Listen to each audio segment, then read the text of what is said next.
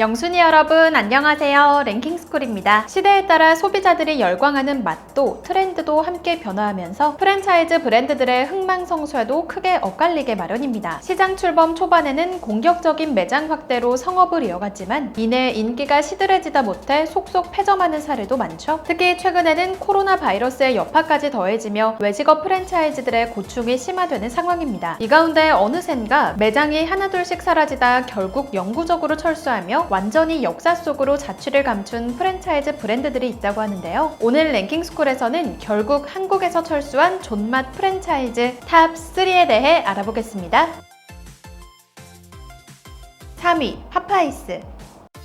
미국식 패스트푸드를 향한 국내 소비자들의 관심이 극에 달해있던 1994년 서울 압구정 1호점을 시작으로 국내에 처음 진출한 미국의 패스트푸드 체인점 파파이스. 롯데리아, 맥도날드 같은 다른 패스트푸드 업체에서는 감자를 대충 썰어 튀긴 뒤 맛소금을 뿌려 판매하던 것과 달리 좀 더 두툼하게 썰어낸 감자튀김에 케이준 스타일의 양념을 첨가한 케이준 후라이라는 특색 있는 메뉴를 앞세워 한때 전국 점포수가 200개를 훌쩍 넘는 성공적인 프랜차이즈로 자리매김 한 바 있죠. 브랜드의 인지도와 인기가 정점을 찍던 90년대 후반에는 롯데리아 다음으로 패스트푸드 지점수 2위까지 올라서는 기세를 뽐내며 파파이스 미국 본사에서 국내 파파이스 사업 노하우에 지대한 관심을 보이기도 했다는데요. 덕분에 전 세계적으로 중국 시장 진출이 본격화되던 무렵에는 북경을 비롯한 중국 지역의 파파이스 개발권을 한국 지사가 획득, 1998년부터 중국 지역으로의 브랜드 로얄티와 원료 수출 등을 도맡아 진행하며 적극적으로 외화를 벌어들이는 효자 프랜차이즈로 사랑받아 왔습니다. 그러나 2000년대 초반 패스트푸드 업계의 치열한 경쟁이 격화됨과 동시에 식품업계 웰빙 열풍이 불며 상대적으로 건강하지 못한 음식이라는 평가를 받던 패스트푸드 업계 전반이 주춤했고 파파이스 본사에서도 신제품 개발이나 홍보에 미진한 모습을 보이며 짧았던 전성기가 끝나기 시작합니다. 추억의 브랜드로 잊혀져 가던 2010년부터는 다시 공격적인 마케팅과 프로모션을 통해 재기를 노리기도 했지만 전성기 시절에 비해 절반이나 줄어든 점포수 때문인지 소비자들의 관심을 다시 받기란 쉽지 않았고 한때 5대 패스트푸드 체인으로 꼽히던 자리도 맘스터치에게 빼앗기게 됐죠. 그렇게 수년간 매출 부진의 늪에 빠져있던 파파이스는 2015년 부분 자본 잠식 상태에 들어가더니 지난해부터는 매출 부진 매장들을 속속 폐점 처리하고 있어 서울 기준 불과 8개 매장만 남아있다고 합니다. 거기다 올 초부터 시작된 국내 코로나19 여파까지 겹치며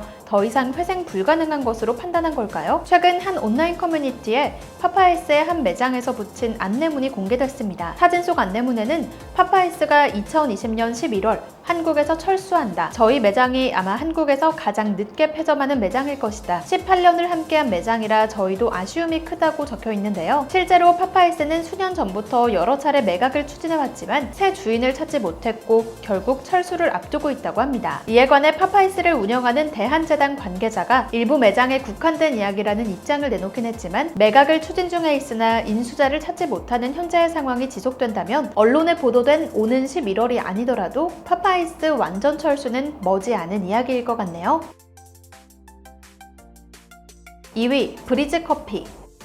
우리나라는 커피 공화국이라는 수식어답게 전국에 자리한 커피 전문점 역시 무려 7만여 개에 달할 만큼 카페 브랜드 경쟁이 치열합니다. 국내에 현존하는 카페 브랜드들을 일일이 나열하기에 꽤 오랜 시간이 걸릴 정도인데요. 2014년 첫 선을 보인 브리즈커피 역시 한때 대한민국 카페 프랜차이즈 경쟁에서 후발 주자임에도 불구하고 유의미한 결과를 거두며 각광을 받은 브랜드입니다. 비록 대형 카페 프랜차이즈처럼 균일화된 메뉴와 마케팅을 선보이며 대중적인 인지도를 구축했다고 말하긴 어렵지만 2014년 법인 등기 후 사업을 시작, 전국에 120개의 매장을 운영할 만큼 카페 프랜차이즈 틈새 시장에서 활약한 바 있는데요. 그러나 코로나19가 불러온 외식업 프랜차이즈 시장 전반에 닥친 침체를 끝내 버티지 못했습니다. 지난 6월 회생법원에 파산 신청을 하며 브랜드 폐업을 공식 선언한 것인데요. 시장 출범 초반에도 국내 카페 프랜차이즈 경쟁이 치열했지만 나름 선전했다는 점에서 브리즈커피가 파산에 이른 원인에는 역시나 코로나19에 의해 악화된 영업 환경이 지목되고 있습니다. 프랜차이즈 업체는 일정 수 이상의 가맹점이 확보돼야 수익을 낼 수 있죠. 그러나 브리즈커피는 브랜드가 한창 순항하던 무렵에는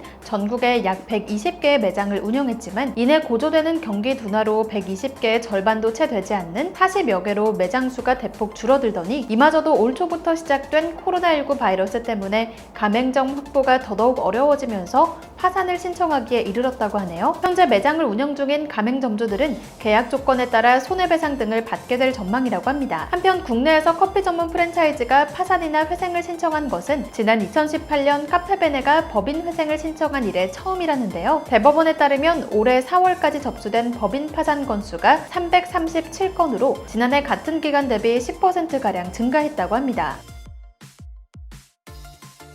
1위 세븐스프링스.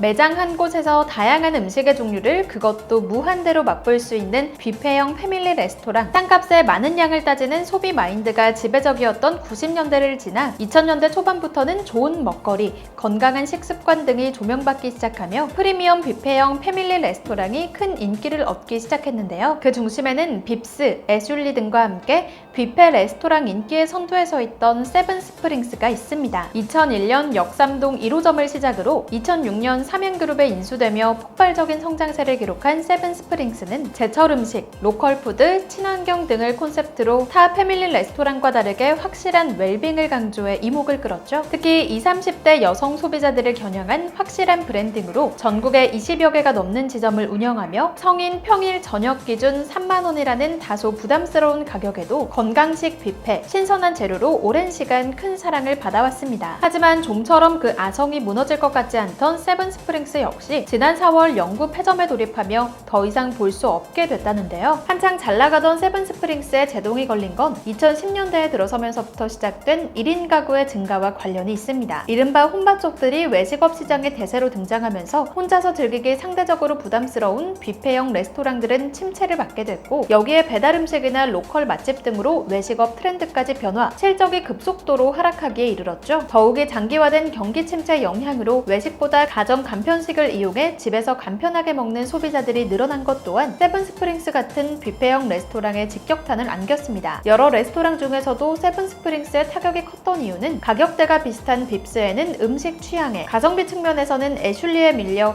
이도저도 아닌 애매한 위치에 놓이게 된 데 있는데요. 그렇게 2013년부터 적자 행진을 이어가던 세븐스프링스의 지난해 매출은 130억 원으로 전년 대비 30%가량 감소, 영업 손실은 22억 원 수준에 달했고, 여기에 코로나19 사태까지 터지며 폐점 시기가 더욱 앞당겨진 것으로 분석됩니다. 결국 지난 4월 목동 31타워점과 강화문점을 마지막으로 폐점하며 약 20여 년간의 여정에 마침표를 찍은 세븐스프링스. 삼양그룹 관계자는 사업성이 불투명한 외식 사업은 철수하기로 결정했다며 앞으로 추가적인 외식 사업 개발 대신 기존 주력 사업의 선택과 집중에 초점을 맞출 것으로 계획을 전했습니다.